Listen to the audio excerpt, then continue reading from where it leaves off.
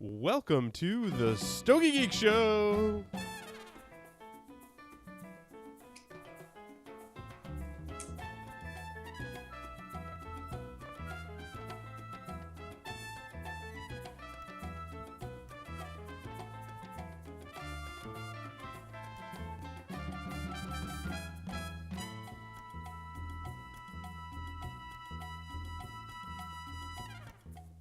Hello, everyone, and welcome to the Stogie Geek Show. I'm your host, Paul Asadorian.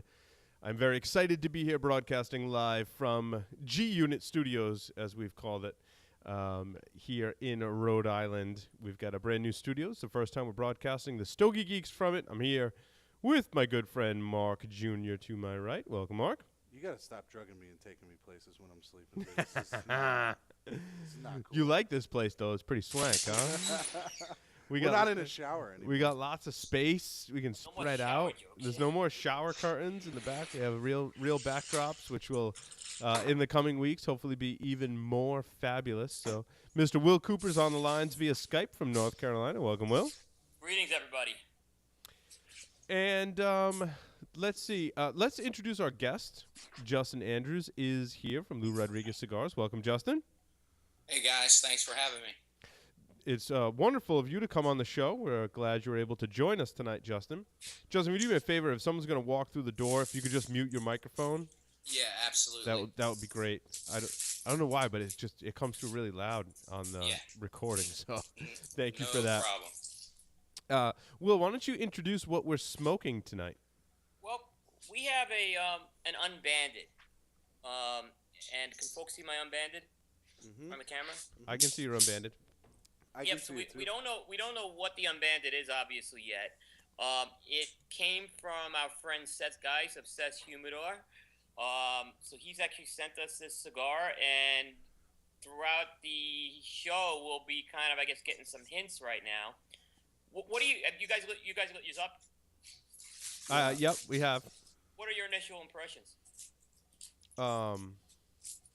You want my honest opinion or my slightly jaded radio personality opinion? All right, I'll give you my honest opinion. The first one that I lit up was actually plugged. I couldn't get a good draw on it. So since Stogie Santa couldn't join us tonight, it means I had an extra one to light up. So wait a minute, you had a construction issue? Imagine that. I'm I'm a magnet for construction issues. So and the second one I lit up, the draw actually still is a little snug. Which again speaks to my problems that I have with construction. They find me, Will, I think is really what we're saying. I think it does. I mean, the flavors aren't bad. Mine burns fine. Yeah. And I'm sure Will's is burning fine, too. I got some wood. On the pre-light, I got some wood and floral notes, and it's kind of still woody. I'm getting some natural tobacco, a tiny bit of sweetness right now off of it. Mine's drawing actually fine. Of course. Yeah. That's because you're not me. Yeah. How about you, Mark Jr.? What are you getting off of it? I get a decent cedar flavor off of it. My nose is still a little messed up, so you're gonna have to bear with me. I think you guys are both on with the cedar flavor. Yeah. Cedar type flavor. Yeah, wood, cedar. Yep. Maybe a touch of leather too. I'm not sure. Like I said, my nose is a little mangled today. Any guesses on wrapper, binder, filler, or what kind of tobaccos are in here so far? I'm thinking this is a Puro. I'm thinking it's a Cuban Puro, judging by my construction issues in tight drawness. Yeah, I'm leaning towards Cuban right now myself, but it's a little early. Also, it's got kind of Feels that like a punch. That slight box press to it. Yeah, that a lot of the Cuban cigars tend to have, right? Yeah. So, well, why don't you lead off our interview? Lou Rodriguez is a brand that you actually introduced to the show. So, yeah, I think we did in an Unbanded episode. You provided an Unbanded, I believe, to the show. There's a Lou Rodriguez, which I really, really liked, and I think you sent me some other ones which I smoked with the bands on and really liked as well. So go ahead and introduce our guest and kick it off for us. Yep. So we have Justin Andrews from Lou Rodriguez Cigars. Justin is, I'd say, Lou's right-hand man. He's the VP.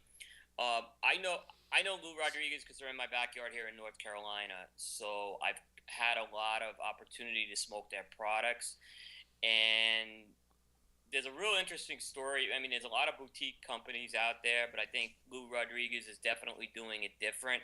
And I'm gonna let Justin kind of tell the story because I think there's a really good story behind the company. So, Justin, welcome to the Stogie Geek Show. Well, thank you. Thank you for having me. And before I get started, I just want to make sure that I took a note there not to send Paul any cigars in the future because I don't want to have any burn issues or construction problems with our Paul Jr. You're okay. That's Mark. That's Mark Jr. Or Mark Jr. But Paul, I've lost some faith there, man. I don't you know, just gotta. You know what, Justin? You just have to send me a whole box. That's the second person this week that's called me Paul Jr. It never fails. They find them. So yeah, but Coop, to answer your question, first off, thanks for having me. We appreciate it. I guess it's a this cigar world is a beautiful thing. It's frustrating at times, and it's awesome at other times. But what we've done, I guess from the beginning, is Lou came to me with this passion and this dream about fulfilling a legacy that his family started back in Cuba, and I guess I was inspired by the passion he had with his vision for this line and for this brand and all.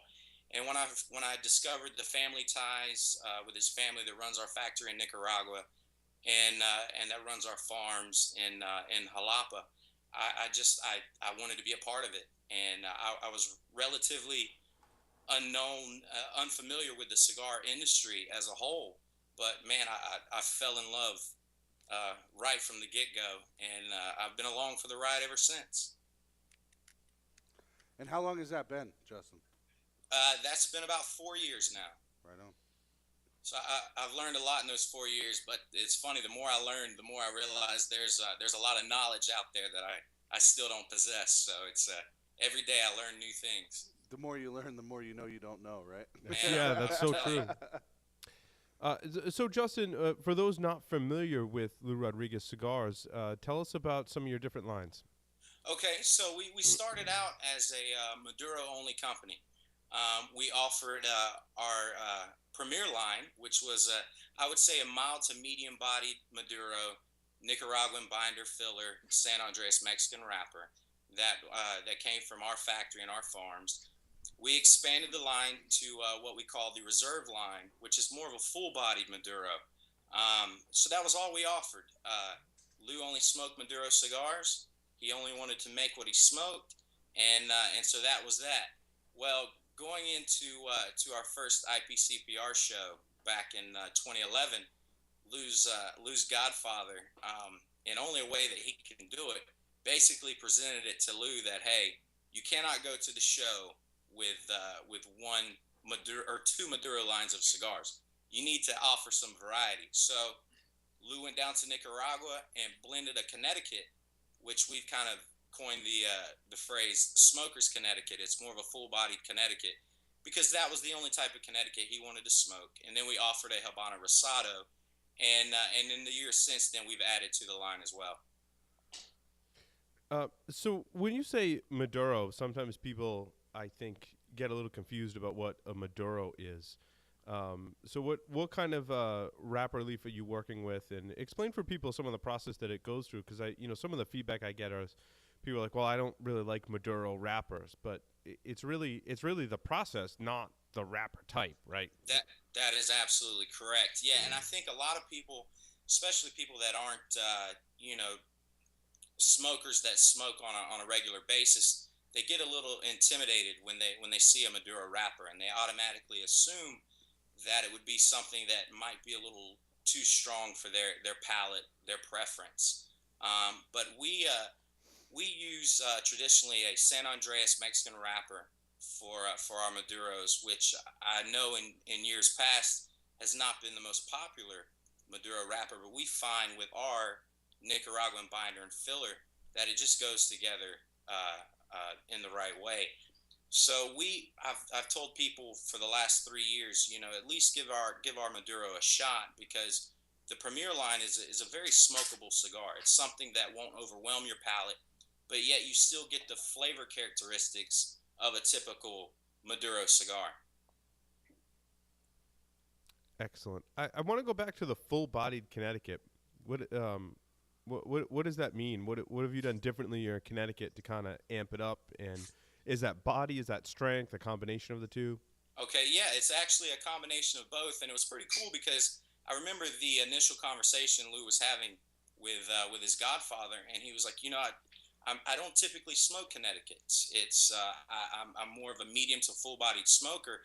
He said, so if I blend a Connecticut, I want to blend it into something that I would smoke. And as a Maduro smoker, I wanted to appeal to other Maduro guys that wouldn't normally, go for a Connecticut cigar. So, through the process of blending and several trips to Nicaragua, he came up with this blend that I feel has just been a home run.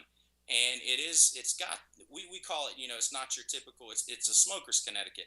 So what it does, it's got the balance and the flavor from the Ecuadorian Connecticut wrapper that we have, but the binder and filler kind of adds a little more of a kick, some robustness to it that a lot of Connecticut's on the market don't have. And so we feel that it's a Connecticut that will satisfy somebody who wouldn't typically go for a Connecticut. Now, on the flip side of that, if there's somebody that's not used to smoking cigars, I wouldn't necessarily recommend our Connecticut as something for them to try out. I can't wait. I haven't tried the Connecticut yet, and I really want to try it. I end up smoking, I think, quite a few days out of the week. I light up a cigar in the morning, and I'm always anxious to try new Connecticut's, and I do prefer the ones that are a little more fuller bodied. Oh, man, I tell Lou all the time, I said, this is my breakfast. It's every morning when I'm here in the warehouse, it's a Connecticut with my Grande Americano. So nice. It's my breakfast smoke. But yeah, he modeled it after the original Cohiba line. So we've got some unique sizes within that line, some Panatellas, some Coronas, some Lanceros, and then we have a Robusto and a Churchill as well. But to me, it's just a phenomenal cigar. It is just it's a great Connecticut in my opinion. So Justin, I'm curious. We talk a lot, and I'm really kind of on the different wrapper leaves and what they mean, because I think there's a lot of confusing terminology, and sometimes I kind of forget. I'm like, what does that mean again? So what do you mean by a Habano Rosado? For our listeners out there. Well, our Habano Rosado is also an Ecuadorian wrapper, and I feel that all of our blends somehow tie into each other while maintaining, a different flavor profile as well. But all of our cigars, if you smoke and it ties into the Lou Rodriguez brand. The Habano Rosado is got a very good, I would say, a medium-bodied flavor profile to it, with maybe a little bit of a pepper kick to it. I've heard anything from cinnamon to floral notes and different things, but yeah, it's a Nicaraguan binder and filler with an Ecuadorian Habano Rosado wrapper, and that's the case with all of the Vitolas we have in that Habano line. So the Habano is the seed type, and is Rosado just further qualifying the plant type, or? That is correct. That is absolutely correct. The Habano is the seed, and the Rosado kind of further qualifies that into the line. Now, I've read where it's difficult to grow the Rosado wrapper outside of Cuba, and they tend to be kind of sought after. I'm thinking like the Fuente line. Some of the Rosado wrap cigars are really sought after. What was kind of your process for picking that wrapper leaf? And I don't know if you can talk about which farms you got them from and anything about the process. Right, that is actually very accurate. It is very difficult, and so everything that we produce is Cuban seed, and basically you have a hybrid of the original Cuban seed, and after years of farming and cultivating that seed, you've grown into different hybrids of that seed. So you are right. We found that in Ecuador, it has been a very good source for us to get our Habano wrapper. Very cool. Will, did you have more questions for Justin? Yeah, so going back to the Connecticut line, that was the one line that you decided not to make box press. How did you convince Lou to not do a box press? Well, man, I tell you what, you guys are asking some tough questions here. It's that's a good question. The Connecticut wrapper is thin by nature, so it's very difficult to box press a Connecticut wrapper. It's a very thin wrapper. So what we wanted to do was offer something a little different from our line originally, and so that's why we made it a non-box press Connecticut with a little pigtail on it. But Lou was a little apprehensive at first to do that, but I think the success of that line has made him, in hindsight, realize it was a good decision. No, I agree. So as far as the rest, taking the wrappers out of the equation, you guys source your own tobacco. In other words, it's the Nicaraguan tobacco that's the binder. It's all yours, correct? That is correct. Yep. Is there anything right now you're using? You grow your own wrapper for right now, or any of the lines growing at, or you all source that externally? We do a little bit of both, actually. In Nicaragua, I remember my first trip there. I realized that there's a lot of I don't know. I guess you could say it's like a cigar family, and a lot of the manufacturers are close to one another, and there's a lot of trading of tobacco and things of that nature. But yeah, the binder and filler of ours, and a majority of the wrappers are sourced from us. But from year to year, you face different challenges, different crops, and different things. So yeah, there has come a time that we have outsourced the wrappers mainly. And there's one, so that you have another wrapper that's kind of with your line near and dear to me, and that's the Mata Fina. Could you talk a little for maybe our viewers who don't know about your Mata Fina projects, because I think those are something that are real special. No, I can't talk about that. No, absolutely.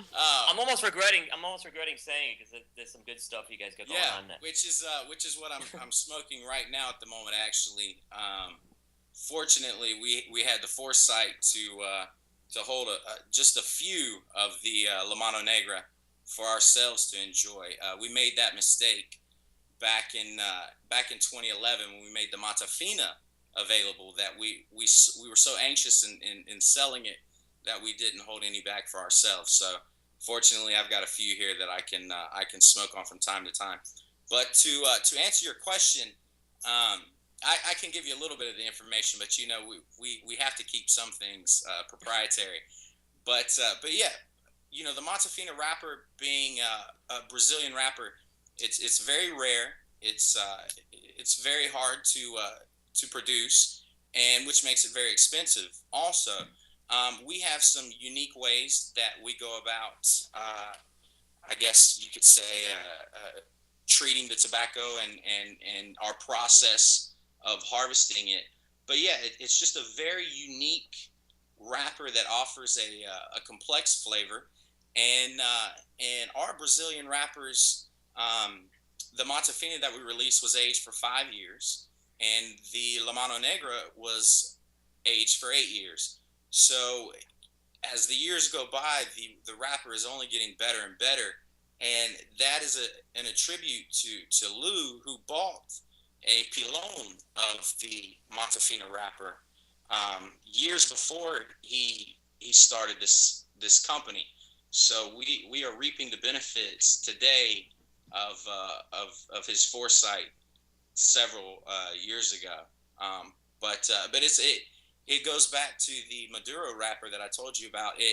It goes so well with our binder and filler that every year that we've released it has been a huge success. So you've done 2 projects with that, correct? That is correct. Yeah, it looks like one's a much darker wrapper. There's the MF and then the La Mano Negra. What are the differences between the two? age only is the difference between the two, and so we've noticed that the further along in the aging process that this goes, the richer the flavor, and the tobacco has taken on a little bit of a different color than it did originally when we released the Mata Fina, which is why I believe it gives such a distinct flavor characteristic with the La Mano Negra. Excellent. And how readily available are those cigars? Oh, that's well, we basically offered it. It was our first try at an exclusive cigar, and we did a campaign called the Lou Rod Lucky 13. So what I did is I made it available to our top 13 shops in the country, and within about 45 minutes, we were sold out of our entire stock. Besides the little allotment that we had kept aside for Lou and myself.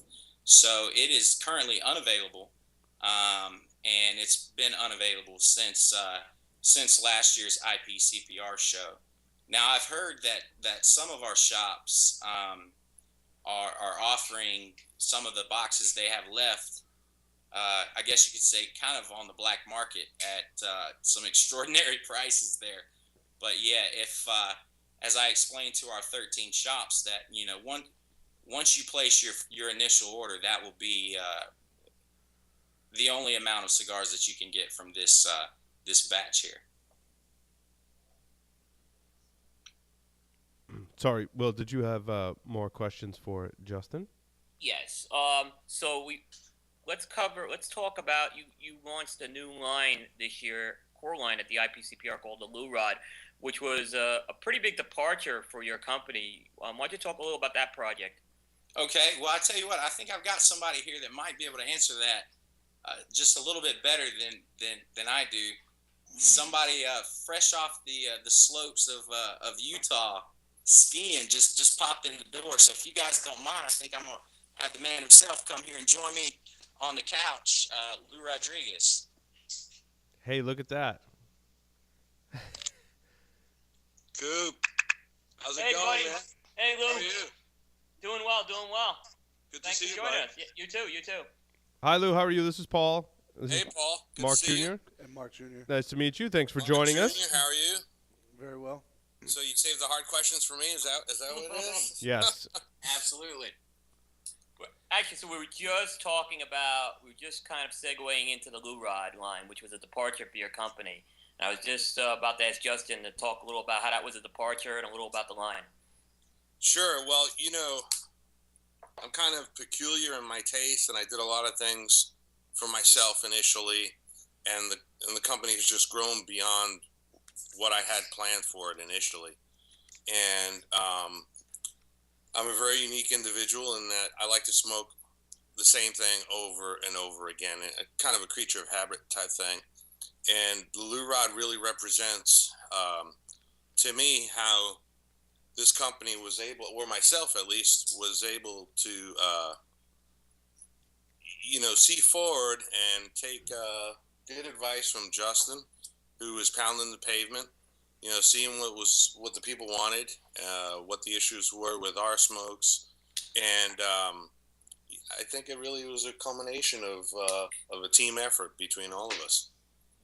He came to me one day. He's like, "Boss, this is what the guys want. They want the fat ring gauge, round cigar. The price point has to be just right." And it worked. In retrospect, it worked out really well. We were able to put it together. Right. It wasn't that easy. I make it sound nice now, but it was a challenge to get it to the IPCPR in a short amount of time. And I obviously have blends that I'm always working on. And I was like, well, I'll head back to Nicaragua, and I'll come up with a blend. You work on the packaging and the design, and if we could get it ready for July of the IPCPR, then we'll let it fly. And it was kind of like the Tucker automobile. We had the nice car out there with the oil dripping from below, but we were able to pull it off by the end of the show. Well, and to add to that, we both came into this, eyes wide open and just bright-eyed and bushy-tailed and excited and about everything that we produced. So I told Lou, after hitting the road and visiting our shops and guys that had supported us from day one, everybody had only good things to say. But the only feedback that I've gotten from people that it was for something that we didn't have available. And I had guys that said, I really like your cigars. I really love your blend. I love what you stand for. I love the brand, but you don't offer a lot of big ring gauge cigars. And for a new cigar company, your stuff doesn't have really entry level pricing. And so I told Lou, I said, a lot of these guys, which we kind of coined the phrase FOL, Friends of Lou, and they were like, we love it. We love supporting you, but we would love a 6x60 in an entry level pricing. And looking at any industry, whether it's, Porsche with their Boxster, or even if you look in apparel with Ralph Lauren with his basic label all the way up to the purple label, there's always a chance for somebody to appreciate your brand at an entry-level pricing. So I told him, I said, this will help us reach that market that may love our brand but might not have the money to necessarily afford our Maduro line or our Connecticut line. So I feel that we kind of filled the void there and filled that niche for the desire for our product. So this line only comes in a 6x60 currently? That was the initial release, and subsequently we had requests for different sizes, and so we have now the snub nose, which I just happen to have right here. Which is still a 60 ring gauge, but it is a shorter. Was it 4.5? 4.5 by 60. We called it the snub nose. So that is our first extension to the line, to the Lou Rod line. So in terms of that 60 ring gauge, so hey Lou, you're I would say you're a connoisseur smoker. You have to come out with this 60 ring gauge, but you know all the drawbacks of a 60 ring gauge. What were some of the things you looked at when you were blending to kind of avoid some of the pitfalls of putting out something that may not, be as good for a 60 ring gauge? Well, if you don't mind, I have to intervene here for a second. This is Justin's interview. Obviously. No. But this kind of goes back to the whole his godfather telling him he needed to make a Connecticut line. Lou does not smoke big ring gauge cigars. So when I was approaching him with this idea, he told me, in only a way that Lou can do, he said, I will make this cigar, but I'm going to make this blend specifically for a 6x60 ring gauge.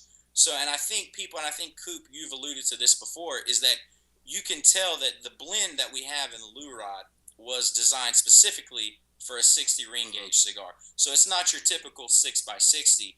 There's some complexity and some flavor to it. Right. But that's absolutely correct. So oftentimes you'll have a cigar that's blended for a Robusto, and that's the sweet spot as far as the Vitola. And then you want to fill out the line, and so you make skinnier ones and you make fatter ones. And I didn't want a cigar that was just going to be air, and so that's why that blend was specifically made for the 60 ring gauge. So is this blend going to stay in a 60 ring gauge, or do you think you'll tweak correct. it? Yeah, okay. we're not gonna vary it from the 60 ring gauge. We came up with the 4.5 because it's a smaller length, it's a quicker smoke, especially nowadays in the winter. You want something that's not going to last you an hour, and so we made it a little bit shorter. I don't have any other Vitolas in the works right now for the Lou Rod. It's kind of see how it goes. And what is the blend for our viewers? I don't think we mentioned that yet. Are we saying? Well, all of my cigars, binder filler, are from our farms in Esteli and Jalapa. We don't hide any of that, and that's Nicaraguan binder and filler. What varies really is the actual blend and wrappers, and that's a Habano wrapper. But I'm not a proponent of giving out my recipes, to be honest with you. Yeah, I never understand that. You know, I have these companies that say, you know, this cigar has this ometepe and this and that, and I'm like, why would you say all that? I don't know. It's either not there or you're crazy. We have to push the limits, you know us. Absolutely. Yeah. Will, do you have more questions? I'll turn it back to you for a minute. Yep. Okay. What are you guys coming out next? What's the next thing for Lou Rodriguez Cigars? We have tons of things in the pipeline. What do you want to talk about next? Well, we do. We have, you know, we constantly as a boutique brand, you know, I think we've fallen into a category, whether it be positive or negative, is people are always looking for what's new, what's next, you know, we have our core line, but people are always interested in what's the new blend, what's the new release. So we have tons of ideas that we have stockpiled for years. Now, making those ideas a reality is a different story. But one thing I know that we're coming out with next, and I want to give you a teaser. Obviously, I'd love to tell you, but I'm not going to. Just to tell you that we're going to come out with something that, in my opinion and in my understanding, is a Vitola that has not been released. No one has this particular Vitola, and the blend we're working on right now, and I'm really excited for this cigar, and I think it may be the cigar that takes us to the next level at the IPCPR. What's the wrapper, binder, and filler on that one, Lou? I can say it's not an 8x80. Right. It's under 60. It's under 60, but it's a. It's larger than a Lancero, but less than a 60, right? There you go. Right, there you go. That's fair. Now, and you know, and I love you guys. You know, Coop and I go back, and maybe, you know, off the record, that's a different story, but it's the type of thing that if I said something right now, there would be 4 other companies doing the same thing by the time July comes around. But you guys know me, my special releases. It's going to be a Maduro. It's going to be a Nicaraguan binder filler. Now I think we could leak them a little information on another blend that we're working on. We've coined the phrase here recently, "Coop the scoop." So I feel it's appropriate with Coop being here. I can give him a scoop on something. Maybe a.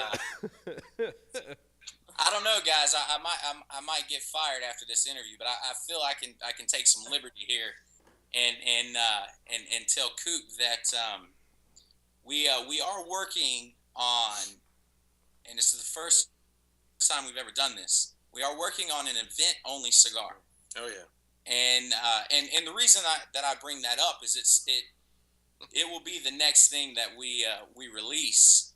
And I think what do you think? Is it okay? Or? Yeah, I think, you know, I think I was the one that coined the Coop the scoop. Coop the scoop. So we'll give Coop the scoop. Well, here we go. Since you guys were kind enough to have us on, and I can see Coop. His excitement is building. It's like a Laurel and Hardy.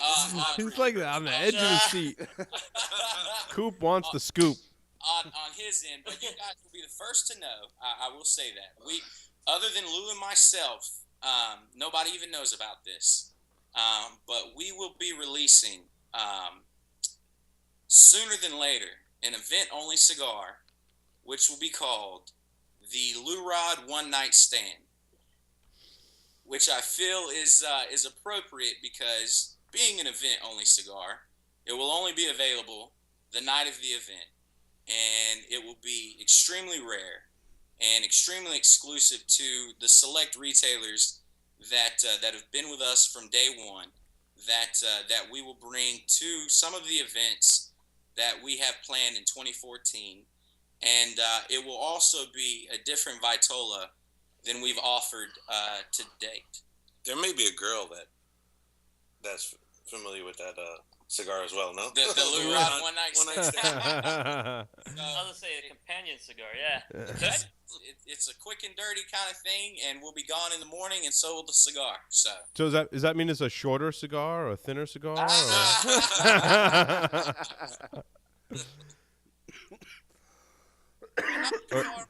So pump truck. That's what I heard. Yeah. No, but basically it's not going to be available in shops. So it's somewhere between a short Robusto and a Gigante? Tough questions. Between a Robusto and a Presidente. Yeah, there you go. We'll level down a little more. Okay. So this, and obviously, first, thanks for sharing that with us. But the other thing that's really interesting, I'm hearing about that, is it sounds like, Lou, you're going to be hitting the road for a lot of events then. That's a fair assumption then? That is, and I mean, don't shortchange me. I'm actually on the road, about at least 2 times a month.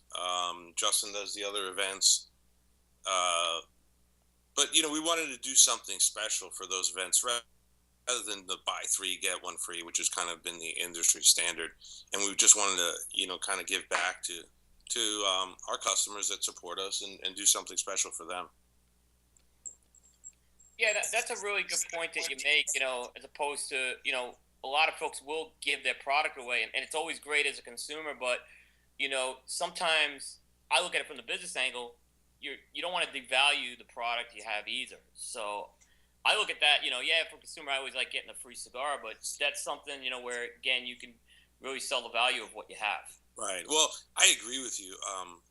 We, obviously we've matured as a company, and in the beginning we gave away a lot of cigars.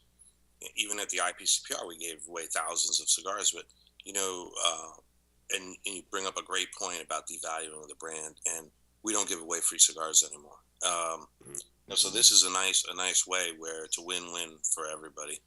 Right, and I think on a basic level, we try to provide our customers a unique experience at each event. And we're not your typical cigar company. We have benefits to being a company that's our size, and things that we can be retail friendly and consumer friendly. And so I feel with this cigar and with a lot of the things that we do at our events, and Coop, you've been to our events before, and you know that they're not just your typical event. And so I feel that it's something in a positive way that we can offer our retailer that allows him to advertise to his customers that if you come to this Lou Rodriguez event, you're going to get something that the majority of the country has not tried. And you're going to have an experience that is not, I guess you could say, industry standard. And so this goes along those lines of what we're trying to do and what we try to represent as our Lou Rodriguez brand. We started off having Justin make mojitos, and we just couldn't get people to come to the events. I don't know why. So we decided we had to go with the cigars instead. And I've been to one of those mojito events. They're good mojitos. Yeah, they are. Where can we expect to see some of these events, and where can people find your cigars? So what we've done, which I think is it, everything we're doing, I think kind of ties in to the whole scheme of things in a beautiful way. With the Lou Rod Lucky 13 that was lucky enough to receive the La Mano Negra, we've created the Lou Rod Lucky 13 tour, which we will be launching this year. And so we're going around and having events at the 13 shops that bought the La Mano Negra, and at those 13 shops we will make available the Lou Rod One Night Stand.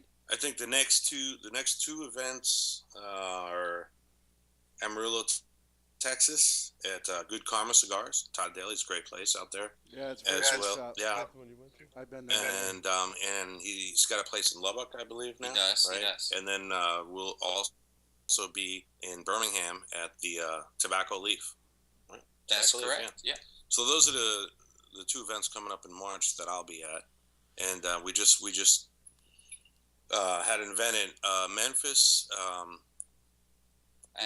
Rob Hunter at Havana Mix, great place. That place was fabulous. I was poking around on your website.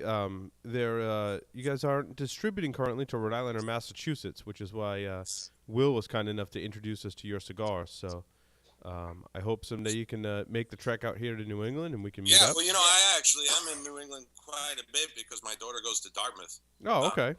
And we do have a shop in New Hampshire, but it's quite a bit of. Is that Castro's back room, right? Castro's back room. Yeah, that's a popular shop. Yeah, I'll be honest with you. Initially, the Northeast was a tough market to crack. I had a lot to do with taxes. Yeah, it can. Yep, I totally agree, and I think the palates are just different. Will and I, when Will came on the show, we noticed that there was a lot of differences between who is distributing where Will is and who's distributing where we are, and I think that's just a market thing. Yeah, and we face it's a good challenge, and it's also a difficult challenge as well. We don't want to expand beyond our means, and we've been very fortunate that in our 3 years of business that we've expanded extremely well, and we're in about 38 states across the country with no reps basically and no online discount sales. So we want to maintain the consistency and the quality of the product. So we like to handle the new accounts in a way of a relationship and finding shops that our brand will fit in. So the Northeast is definitely something that we are expanding to, but as I'm sure you guys know, it takes the right situation for a brand like ours to flourish in the right cigar shop. Right. Yeah, we're definitely more of a homegrown company. We're not mass marketeers, nor do we want to be.